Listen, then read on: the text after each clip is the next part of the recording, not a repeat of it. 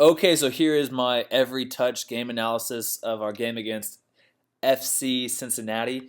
I only played in the second half, so you'll see the second half of this game coming up. Okay, so first play of the second half, I see that my center back is having the ball in a tight situation, so I've sagged back to create a better angle, get the ball down, and then play down the line, but it's intercepted for a throw-in. I get the ball back, and this time they're sagged back, they're tight in on us, so I just throw it up to the forward for just to get out of the back. Then my guy gets the ball, I just do a good defensive play, win the ball back, and now we can counter them. On this play, my right mid passes me back the ball. I have some time. I try to take him down the line. Good defensive effort on their part. Here's a long ball into us, and I just head the ball out into my guy. A little bit of a handball there, but ref doesn't see it. Ball gets switched over to me. I have lots of time and space, so I start to take it. I cut into the middle where I see space, and then right here I see my center mid opening up, so I play him into space so he can attack, and we get a good chance out of it. On this play, the goalkeeper just kicks the ball up for a goal kick, and I just get a head on it, but it doesn't stay in bounds. Here's a long ball into my center back who heads it to me. I could have played my center mid right here, but with the guy on my back, I just want to be safe and try to clear it out. Unfortunately, it goes straight to their guy.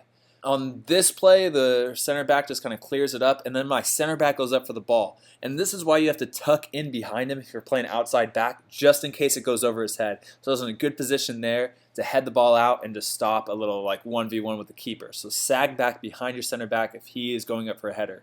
I get the ball back from my right mid, I play it into my center mid, and he tries a 1-2 but doesn't connect.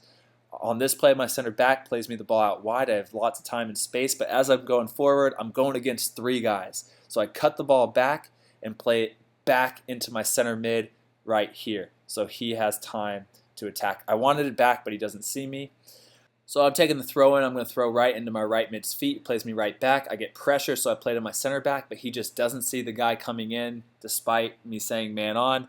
And then it's a little fast break, but fortunately we get back and stop the fast break from resulting in a goal. Switch ball over to me. Again, lots of time and space, so I'm taking it forward, taking some space that I have. Right here, it's so tight. Here, he's not really going anywhere.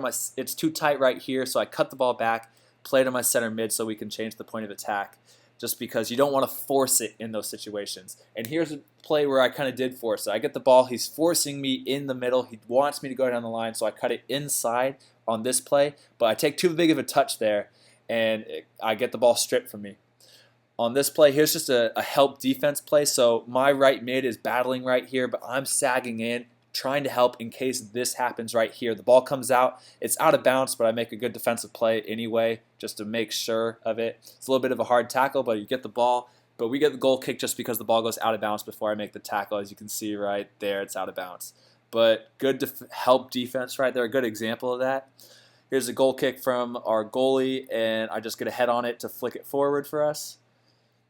Another long ball, and here's a good example of getting your body in between the opposite man and the ball. And the ref calls a foul here. I don't really honestly think it was a foul, but if you get the ball between you and the opposing player, good things are going to happen.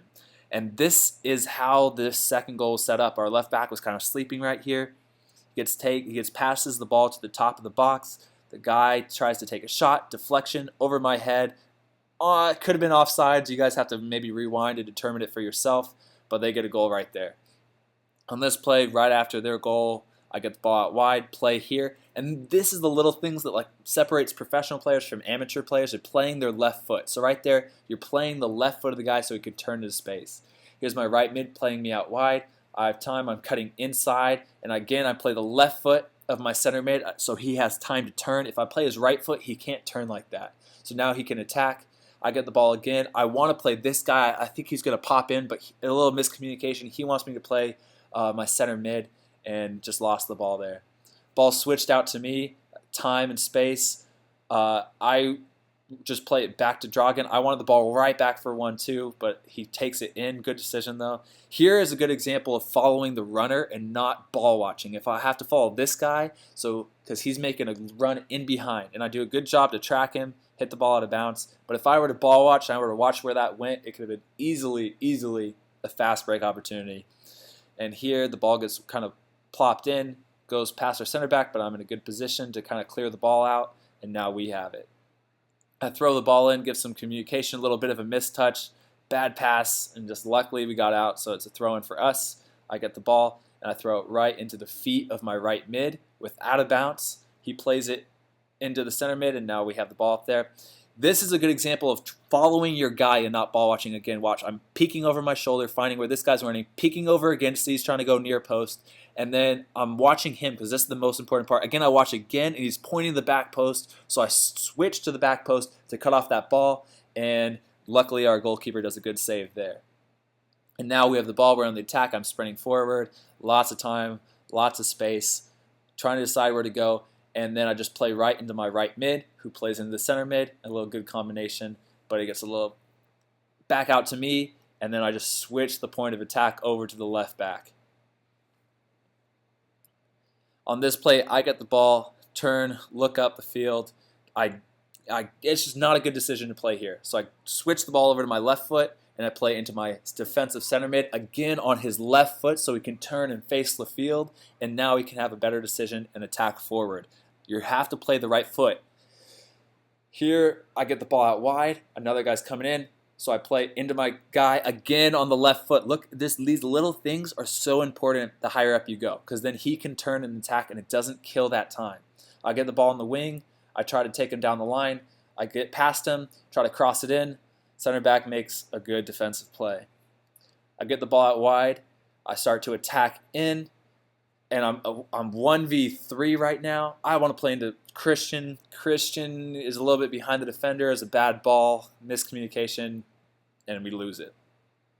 I get the ball wide here. It's just tight. I play it back to my center mid where there's space for him to change the point of attack. Here, play him. Hopefully he's going to shoot, but doesn't. He ends up switching the side. I stay up, but I tuck in slightly. As the ball's crossed and it goes over, it comes out to me. I'm going to keep it low, hit it with the laces, far post. If it's like a shot cross, so anything can happen, but it doesn't work out. I play into my center mid for him to go. Doesn't play me, ends up switching the side. Center back plays a long ball right to my chest. I attack down the line, bouncing. I try to get a good cross in, but he blocks it, so we get a corner kick off this play. This is one of the last plays of the game. This game ends up being 2-0. Here's the very last play. Their guy has the ball. He's attacking, tries to take it down 1v1, and I just do a good job to get it out of bounds. So that's the game analysis video. Hope you guys enjoyed it. If you did, hit the thumbs up button and subscribe.